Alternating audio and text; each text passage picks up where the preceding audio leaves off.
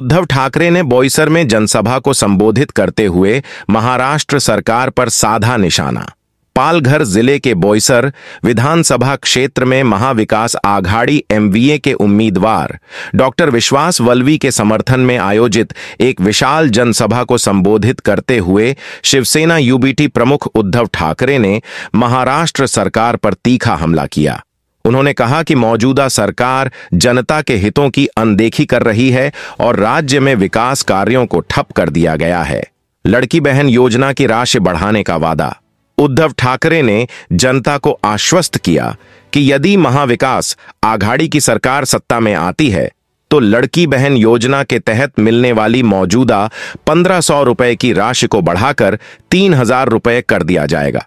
उन्होंने कहा, यह हमारी जिम्मेदारी है कि हमारी बहनों और बेटियों को आर्थिक रूप से सक्षम बनाया जाए और इस दिशा में हम ठोस कदम उठाएंगे। पालघर के विकास पर जोर।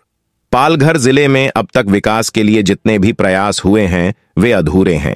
उद्धव ठाकरे ने कहा, डॉक्टर विश्वास वल्वी को आप जिताइए, हम इस क्षेत्र के हर संभव विकास कार्य को प्राथमिकता देंगे। जो काम अब तक नहीं हुआ है उसे पूरा करना हमारी जिम्मेदारी होगी। उन्होंने कहा कि पालघर जिले को उसके हक का विकास और अधिकार दिलाने के लिए महाविकास आघाड़ी पूरी तरह प्रतिबद्ध है। जनता की मर्जी सर्वोपरि। उद्धव ठाकरे ने कहा, आपकी मर्जी हमारे लिए सबसे महत्वपूर्ण है। यदि आप चाहते हैं कि गलत नीतियों और अव्यवस्थाओं पर रोक लगे तो महाविकास आघाड़ी को समर्थन दें। हमारी सरकार आपके हितों के लिए काम करेगी और किसी भी गलत योजना को लागू नहीं होने देगी। भविष्य की योजनाओं का ऐलान। ठाकरे ने यह भी कहा कि महाविकास आघाड़ी की सरकार बनने पर जनहित के कार्यों को प्राथमिकता दी जाएगी। साथ ही उन्होंने मौजूदा सरकार की नीतियों की आलोचना करते हुए कहा कि वे केवल वादे करते हैं लेकिन उन्हें निभाने में असफल रहते हैं। इस जनसभा में स्थानीय लोगों का उत्साह और भारी भीड़ दिखी, जो इस बात का संकेत दे रही थी कि महाविकास आघाड़ी का प्रभाव क्षेत्र में बढ़ रहा है।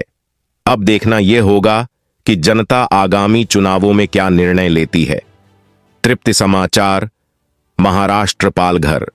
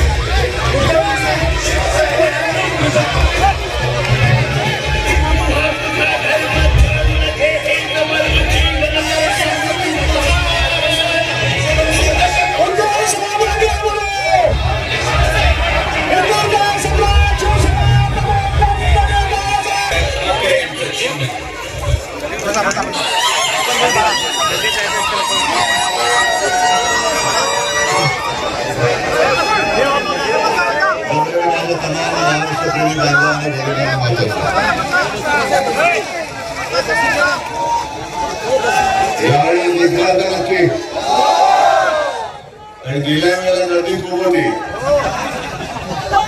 मी तुम्हाला वचन द्यायचं माझं काम केलंय, या वेळेला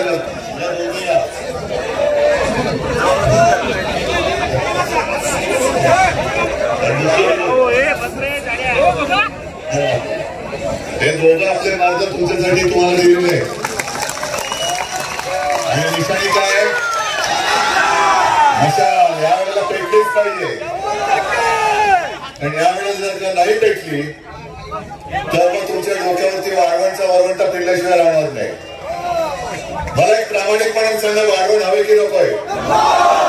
अरे गेल्या वेळेला पण मी बोललो होतो, हे मी बोललो, पण तुम्ही कोणी जिद्द दाखवली। मी तुम्हाला मुद्दामून वचन द्यायला आलो, थोडासा धावत आलोय, कारण सूर्यास्ताच्या आत मला परत मुंबईच्या सभेसाठी जायचंय। गेलो होतो पुढे करायला, ठीक आहे। तुम्हाला एकूण सगळ्या मतदारसंघाची परिस्थिती माहिती आहे। तुम्ही कसं बोलले, गेल्या वेळेला पालघर आपण जिंकलो होतो, बोईसरने पण चांगली आघाडी दिली, मतदान केलं, हे सगळं बरोबर आहे।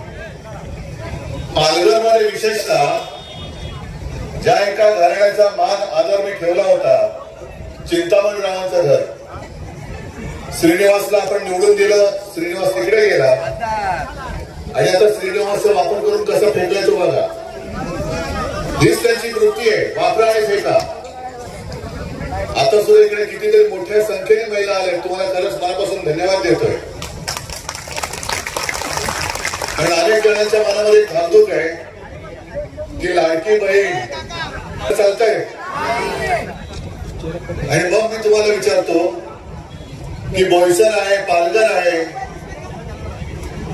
सुविधांचा अभाव आहे. हे तर दरवेळेचं निवडणुकीतलं वाक्य आहे. कुठल्याही व्यासपीठावरती महाराष्ट्रात जा आणि एकच बोला की इकडे शाळा आहे का नाही, हॉस्पिटल आहे का नाही, कॉलेज आहे का नाही, रोजगार आहे का नाही, रस्ते चांगले आहेत का नाही, आणि टाळ्या मिळतातच. कारण सगळीकडे हीच परिस्थिती आहे. काल मी ठाणे जिल्ह्यात म्हणजे गद्दाराच्या जिल्ह्यात फिरत होतो, विंध्याच्या. तिकडे सुद्धा एवढे गचके गचके गचके खात खात खात म्हटलं आता यांचं गद्दारांचं सरकारच गचके खाते राहतात. 23 तारखेला शेवटचा गचका देणार की गेले. पण मी तुम्हाला वचन द्यायला आलोय की महिलांना नुसते 1500 रुपये नाही तर मान सन्मान, आदर, सुरक्षा आणि बरोबरीने 3000 रुपये हे आपलं महाविकास आघाडीचं सरकार देणार.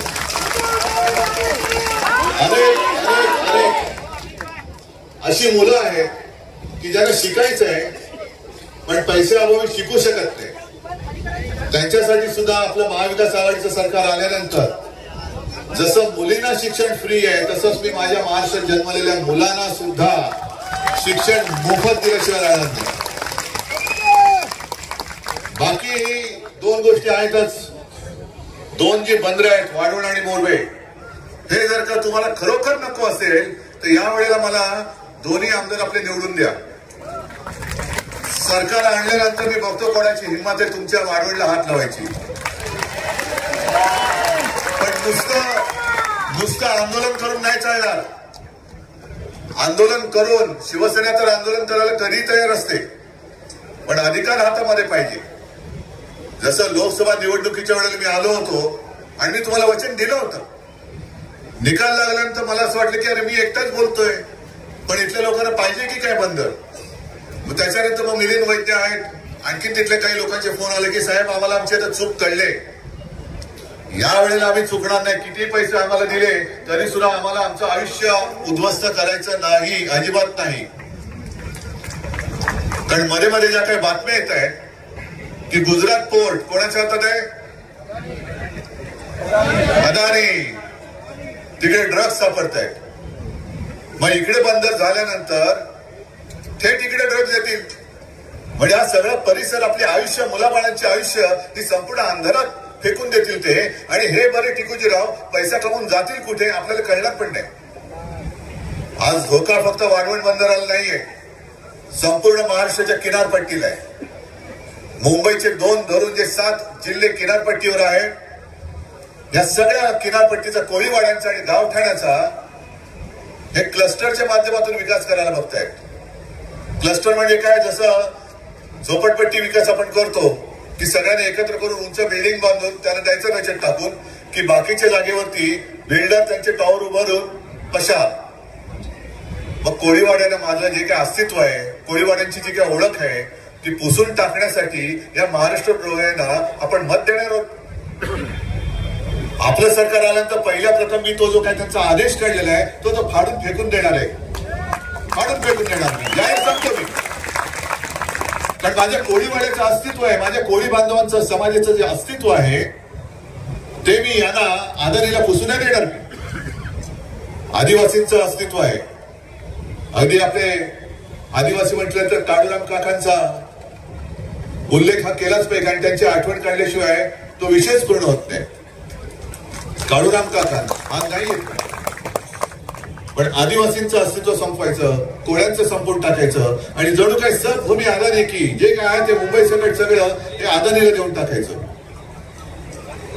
मी मुख्यमंत्री होतो तेव्हा जवाहरला आलो होतो. मी या सगळ्या गोष्टी तुम्हाला सांगितल्या आणि माझ्या मनामध्ये पालघरसाठी नक्की काहीतरी विकासाचा एक आराखडा आहे. मला इकडे मी वाढवण बंदर होऊ नाही देणार, अजिबात होऊ देणार नाही. जर तुमची ना असेल तर कोणी किती मोठा आला तरी मी आपलं सरकार आल्यानंतर वाढवण बंदर आणि मोरबे बंदर होऊ देणार नाही म्हणजे नाही. पण याचा अर्थ असा नाही की जे मोदी आणि शहा सांगतायत की उद्धव ठाकरे विकासाच्या विरुद्ध आहेत. विकासाच्या विरुद्ध नाही, मी सत्यानाशाच्या विरुद्ध आहे, विनाशाच्या विरुद्ध आहे. मला माझ्या पालघरचा विकास करून पाहिजे. आणि पालघर हा खरंच सुंदर जिल्हा आहे. पालघर जिल्ह्यामध्ये किनारपट्टा आहे, जिकडे माझे कोळी आहेत, तिकडे छान पर्यटन येऊ शकतं. जव्हार सारखं ठिकाण आहे, तिकडे हिल स्टेशन होऊ शकतं.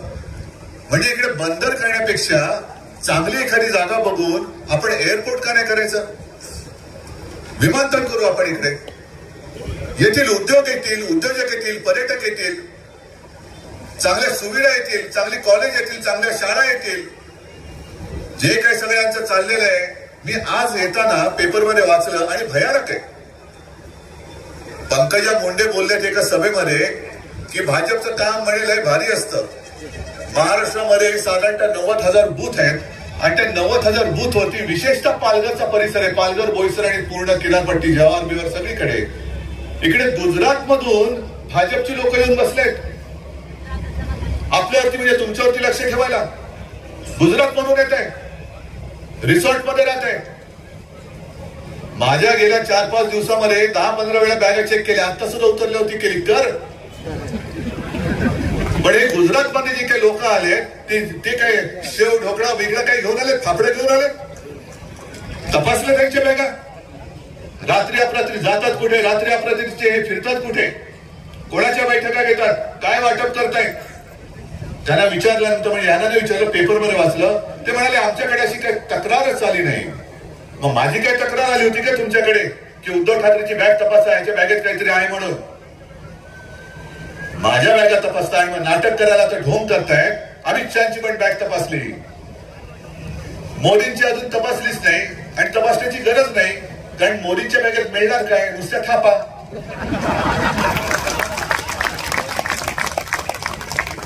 15 लाख रुपये देणार, अच्छे दिन आएंगे, 2 कोटी लोकांना रोजगार देणार. या सगळ्या थापा थापा थापा, नुसत्याच थापा. आणि त्या थापांसाठी बॅग उघडण्याची गरज नाही, त्यांच्या भाषणामधूनच त्यांच्या थापांचे वापर दिसतात आम्हाला. पण संपूर्णपणे महाराष्ट्र निवडणुकीच्या वेळेलाच तुम्ही गुजरातची माणसं आणून तुमच्या नियंत्रणाखाली घेऊन बघत असाल, तेव्हा मराठी माणसाने आपल्या इथला भूमिपुत्र मेला की काय? काय म्हणून आपण लाचारी करायची, काय म्हणून आपण दादागिरी सहन करायची? त्या कोल्हापूरच्या सुद्धा त्यांनी मला काहीतरी आव्हान दिले, महाडिक का, तर त्यांनी त्यांच्या सभेत सांगितलं की ज्या महिला आल्या त्यांचे फोटो काढून ठेवा आणि महिलांना सांगितलं की तुम्ही पैसे आमच्याकडून घ्यायचे आणि जायचं महाविकास आघाडीकडे, हे नाही चालणार. 1500 रुपये तुम्ही काय तुमच्या वडिलांकडनं घेऊन देताय? हे माझ्या जनतेचे आहेत, तुमच्या हक्काचे आहेत. आणि महाडिकला मी प्रत्येक सभेमध्ये इशारा देतोय, तुमच्या समोर परत देतोय की इकडे बघ किती मोठ्या संख्येने माझ्या भगिनी आलेल्या आहेत. तू यांचा फोटो काढायचा प्रयत्न कर, बघ त्याच तुला कशा करतील, तुडवतील त्या. पण त्या पलीकडे जाऊन सांगतो की माझ्या एका जरी भगिनीच्या केसाला धक्का लागला तर मुन्ना तुझा हात मी उकडून फेकून द्यायचं राहणार नाही. बस झाली दादागिरी. आपल्याला बरीच कामं करायची आहेत. मी जसं तुम्हाला सांगितलं की मुलांना मोफत शिक्षण देणार आहे, महिलांना 3,000 रुपये आपण देणार आहोत, अशा अंगणवाडी सेविकांचं मानधन वाढवणार आहोत. तसंच 25 लाखापर्यंत कॅशलेस मेडिकल सेवा देणार आहोत. पैशाशिवाय अडता कामा नये.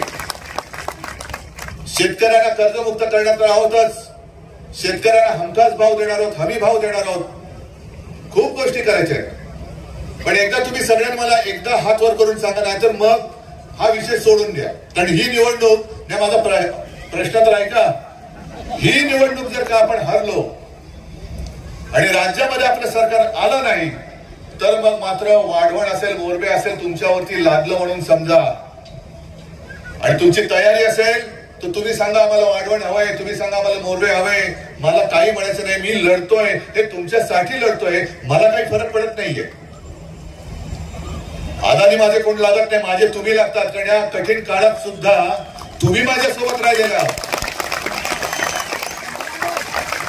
म्हणून एकदाच मला सांगा की तुम्हाला ही बंदरं हवेत की नकोय. नाही नको असेल तर हात वर करा आणि पत्रकारांना हे दृश्य टिपा. ज्यांना ज्यांना वाढवण किंवा मोरबे बंदर नको आहे त्यांनी सरळ आपले हात वर करावे आणि जर हवे असेल तर हात खाली करा. मला काही हरकत नाहीये. म्हणजे हात वर झालेले आहेत हे हात 20 तारखेला मशालीचं बटन दाबणार आहेत काय? आणि नुसतं या सभेमध्ये हो आणि नाही करून चालणार नाही. जर हा अन्याय तुम्हाला जाळायचा असेल तर तुम्हाला या दोन्ही उमेदवारांना मशाल धगधगती मशाल हातात घेऊन हा अन्याय जाळून टाकावा लागेल. ही दादागिरी जाळून टाकावी लागेल. आणि हे एकदा तुम्ही जर का केलं तर पुढची जी काही वचनं आहेत मग बंदर रद्द करण्याची जबाबदारी माझी आहे. मी देतो तुम्हाला वचन. तुम्हाला रोजगार देण्याची जबाबदारी माझी आहे. तुमचा विकास करण्याची जबाबदारी माझी आहे. चांगल्या सुविधा हॉस्पिटल असेल कॉलेज असेल जे जे काय आहे हे 2 आमदार जे मला सांगतील ते मी तुमच्यासाठी करण्याची जबाबदारी घेतली म्हणून समजा. आणि त्याचसाठी आज जर आपली ही एक धावती भेट म्हणा पण विजयी झाल्यानंतर मात्र मी पुन्हा एकदा तुमच्या भेटीला नक्की आल्याशिवाय राहणार नाही. आणि तेव्हा मात्र तुमच्या ज्या काही मागण्या आहेत त्या मला द्या. आघाडी सरकार आपलं आल्यानंतर त्या पूर्ण करून देण्याची जबाबदारी ही माझी आहे हे वचन तुम्हाला देतो आणि मुंबईच्या सभेसाठी आपली रजा घेतो. धन्यवाद. जय हिंद. जय महाराष्ट्र.